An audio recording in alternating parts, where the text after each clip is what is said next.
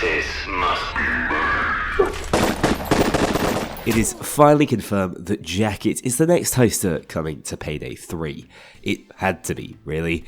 Apologies for how I sound, by the way. There's been a nasty bug flying around the UK recently, which I've succumbed to, so excuse the raspiness, but I wasn't about to let Jacket's announcement slip me by. We've been waiting long enough since they started teasing it. This live-action Dragon Files trailer confirms that Prospect 3 is in fact the Chicken Man himself, as a team of Spec Ops agents gear up for Operation Grain and Grit. Chickens love a bit of grain. Any live-action content is always warmly received, but I do appreciate the extra polish that seems to have gone into this one from the production team. Where Payday 3 can still find its soul and a little personality is in these moments. I always felt as if Follow the Money landed, and the directorial style is somewhat similar here, cutting from scene to scene to create more tension quite effortlessly. 1 minute we're following alongside the Spec Ops crew stumbling over already dispatched hostages, the next we're on a call between Dragon and Shade discussing the steps that led to them locating Jacket. And in case you were wondering, they're pulling no punches with this rendition of Hotline Miami's protagonist. He's using that claw hammer on just about anyone, even female hostages. I suppose that moral shadiness fits his MO and Payday 3's slightly murkier tone. Anyway, Dragon traced Jacket to a number of violent incidents involving the Russian mob, suggesting he went straight back to his Hotline Miami ways after the events of Payday 2. I like that he didn't skip a beat. Initial contact was met with robotic tape-recorded replies before Jacket finally gave Dragon a sign he was ready to join back up with the gang. It's very clear that these tape recordings are still going to be his main, if not only method of communication in Payday 3. In the meantime, we can assume he's been finishing up his business with the Russians, leading to this police unit tracking him down, giving us an opportunity to see exactly what he's still capable of. Some of the cinematography here is genuinely excellent, up there with the best live action stuff we've seen from this franchise. There simply hasn't been a dip in quality from certain departments of the Payday 3 production team, and their hard work has to be commended.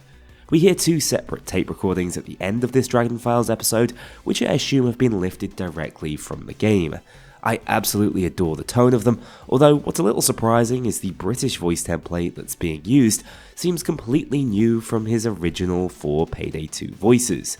I'm wondering if they've taken things even further from Payday 2, and we can expect a wider variety of accents and languages from him in the sequel. My hope is that they've recorded too many lines rather than too few, especially for the more frequently utilised callouts, because if one thing did get old about Payday 2's Jacket, it was his tendency to repeat himself. We also get a glance at his live-action design at least, and everything points to very little changing between games. Same mask, same Letterman jacket, and most importantly, same baseball bat, which I think is enough confirmation that some sort of new melee option will be coming to the game with this character.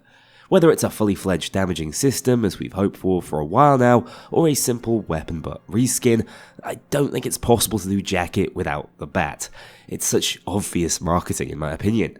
Which is of course important because I need to remind you all, this is almost certainly going to be a paid DLC. On one hand, that means there's surely going to be more value to the paid bundle than just Jacket and a new preset reskin. But on the other, I find it impossible to recommend spending money on the game while Starbreeze is unable to make tangible promises on its future, especially when no offline mode means the plug can be pulled permanently at any time. I'm sure the allure and popularity of Jacket alone will be enough to convince many players to buy, but just be forewarned, this is very much still last year's content. We don't actually know what plans they have for 2025 going forward, so I urge a little cautious optimism whenever interacting with Payday 3. Jacket himself is planned to release on February the 3rd, which is a lot faster than I anticipated. Hopefully this update also contains a fair bit of valuable free content too, with Armor 2.0 and the Overskill system, both potential near-term releases based on recent dev blogs.